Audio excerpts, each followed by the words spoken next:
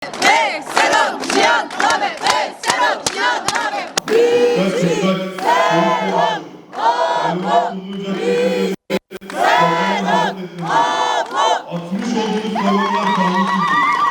Kanunsuz olanlarınızı derhal kullanın. Bici berfedana civanan Bici berfedana civanan 16 Mayıs'ta hem Türkiye illerinde hem de Kürdistan illerinde Barış'a bir adım at yürüyüşünü gerçekleştirdik. Bu yürüyüşteki amaç Türkiye'de eşitliğin, adaletin ve barışın bu topraklarda tesis edilmesi ve inşa edilmesi içindi. Amaç buydu.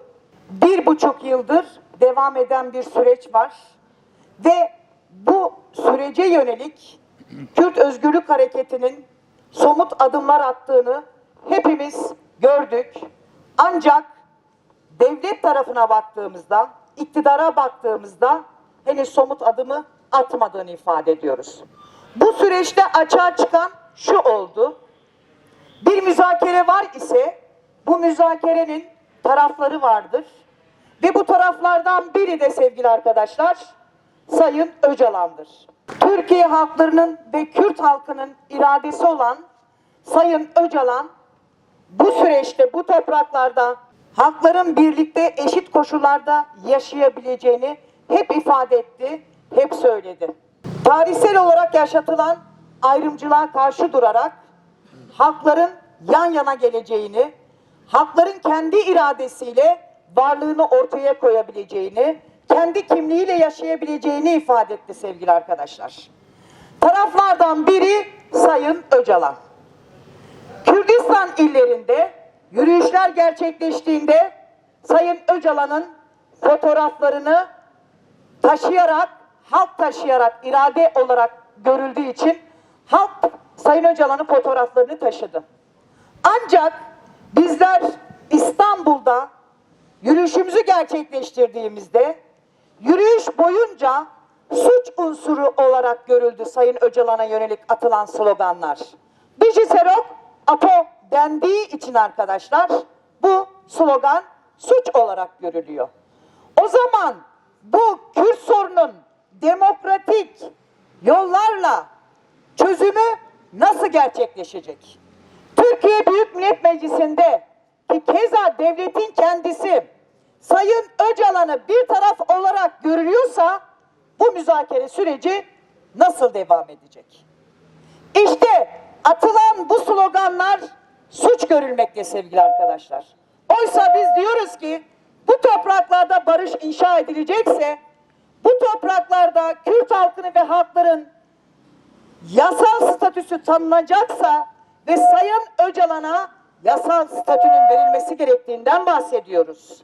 Basın açıklamamızın en temel nedeni gençlik hareketine dönük, yurtsever, devrimci, sosyalist, gençlik mücadelesine dönük devletin, kolluğun güvenlikçi yaklaşımına itiraz etmektir. Bakın burada bir kez daha şunu açıkça ilan ediyoruz. Bu topraklarda kolluk sermayeye barikat olmalıdır. Bu topraklarda İstanbul'un göbeğinde 29 işçi katledilirken sadece sermaye daha fazla para kazansın diye insanların yaşamları söz konusu edilirken ruhsatsız inşaata izin verenler, adliyede aileleri süründürenler, acılı ailelere değil bu toprakların demokratlarına, devrimcilerine, yurtsever gençliğine değil hayatımızı yaşanmaz kılmak isteyen, doğamıza, taşımıza, fikrimize, düşüncemize ket vurmaya çalışan patronlara, sermaye düzenine barikat kurun. Bize değil. Çünkü bizlerin varlık gerekçesi şudur. Bu ülkede Kürtler özgürlük içinde yaşayacaksa, Türkiye'nin milyonlarca insanı, Türkiye halkları demokratik bir ortamda yaşayacaksa bizler o mücadelenin yılmaz savunucuları olarak yürüyüşümüze devam edeceğiz. Nasıl bir çelişkidir? Kürdistan dediğimizde, Kürdistan coğrafyasında başka bir hukuk var dediğimizde rahatsız oluyorsunuz. Bakın cumartesi günü ülkenin dört bir yanında yürüyüş yapıldı. Soruyoruz, kolluğa soruyoruz, basın emekçilerine soruyoruz, Türkiye kamuoyuna, İstanbullulara soruyoruz. Batman'da, Ahmet'te, Siirt'te, Van'da Sayın Öcalan'ın posterleriyle, onun sloganlarıyla yürüyüş yapılırken İstanbul'da neden engelliyorsunuz? Neden barikat kuruyorsunuz? Bu ülkeyi kim yönetiyor? İdari bütünlük yok mu? Emniyette bütünlük yok mu? Kollukta bütünlük yok mu? Oradaki yasa, anayasaysa buradaki ne?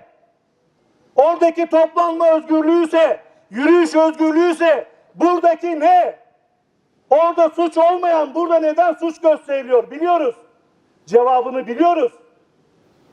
Savunduğumuz fikrin, Sayın Öcalan'ın barış ve demokratik toplum fikrinin Türkiye metropollerinde büyümesini, toplumsal rıza üretmesini, toplumda karşılık bulmasını istemiyorsunuz. Bundan korkuyorsunuz. O yüzden diyoruz ki bu akıl çözümün değil, çözümsüzlüğün aklıdır. Kürt halkının taleplerine dönük, bizlerin düşüncelerine dönük her kolluk yaklaşımı tecrit politikalarında ısrardır. İkili hukuktan vazgeçin.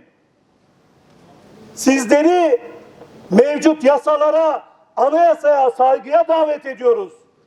İkinci çelişki alanı, sürecin başından beri MHP lideri Devlet Bahçeli Sayın Öcalan'ı meclise çağırdı. Bir gerçeklikten yola çıkarak cümleler, çağrılar geliştirdi. Daha bugün bile Sayın Öcalan'ın rolüne dair bazı şeylerin altını net bir şekilde ifade etti. En üst düzeyde muhatap alınırken, en üst düzeyde demokratik siyasete gelin çağrısı yapılırken sizler Bici Serok Apo sloganından neden korkuyorsunuz? Siyaset kurumu en üst düzeyde risk alırken, en üst düzeyde çağrı yaparken Sayın Öcalan'ın bu süreç içerisinde tarihsel rolüne vurgu yaparken sizler genç yoldaşlarımızın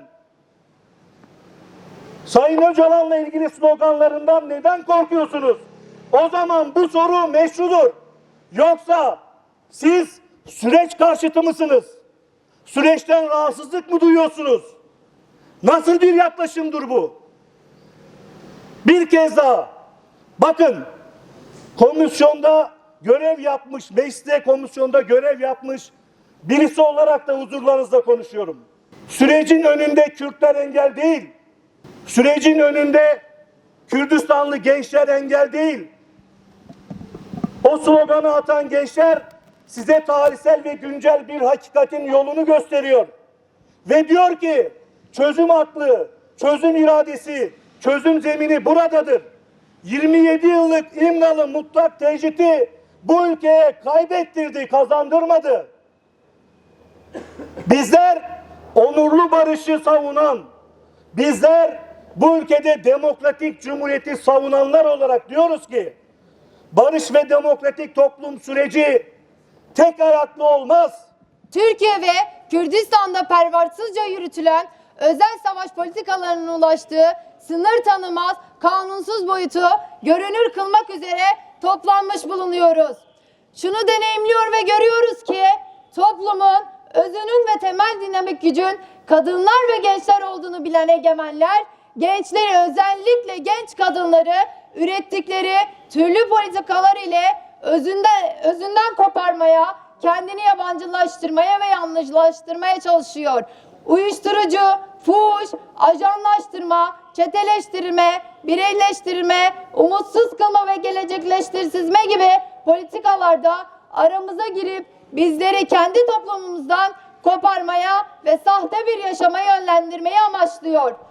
Özel savaşın zihinlere ve toplumsal bilince en açık saldırdığı alan şüphesiz politikleşen ve öncüleşen gençlerin yaratmaya çalıştığı özgür gençlik kimliğidir.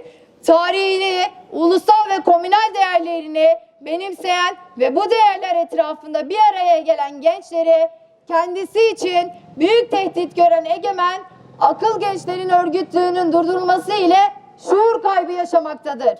Saldırılarını gün ve gün yükselterek örgütlüğü korku ile durdurabileceğini ummaktadır. Egemen akılın korkularının sonucu olan politikalar son olarak 16 Mayıs'ta Kadıköy'de gerçekleştirilen Barış'a Adım At yürüyüşünün ardından kendini göstermiştir. Yürüyüşe katılan 30 genç hakkında ifadeyi çağırma yönünde işlem başlatılmıştır.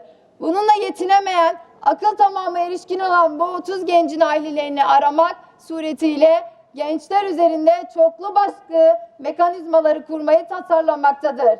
Bunun yanı sıra bu akılın yürüttüğü bilgilendirme, öneleme faaliyetleri adı altında toplumsal barışı sağlamaya çalışan gençleri ve ailelerini arayıp fiziki olarak karşılarına çıkıp sizi burada çalıştırmayız, bizi memur polisleriyle karıştırmayın, canınızı yakarız diyen akla bir kere daha sesleniyoruz.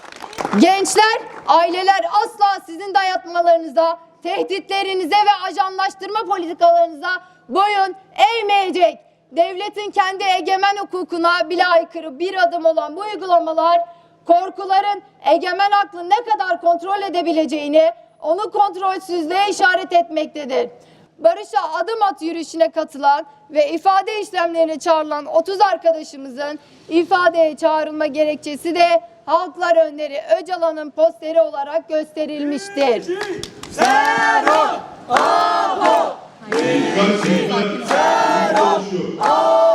Barış ve demokratik toplum sürecin tarihçisi, baş müzakerecisi ve Halklar Önderi Öcalan'ın resmini de, sözünü de, sesini de taşıyıp çoğaltmak en meşru ve demokratik talep ve faaliyettir. Barış'a Adım At çağrısının yapıldığı mitingde sürecin katılmaya çalışıldığı nokta olan Halklar Önderi Öcalan'ın statüsünün sağlanması için tüm genç yoldaşlarımız iradeleriyle ve tercihiyle Halklar Önderi Öcalan'ın posterinin önünde, yanında ve arkasında cesaretle yürümüştür. Serhat Ziya Name! Serhat Ziya Name!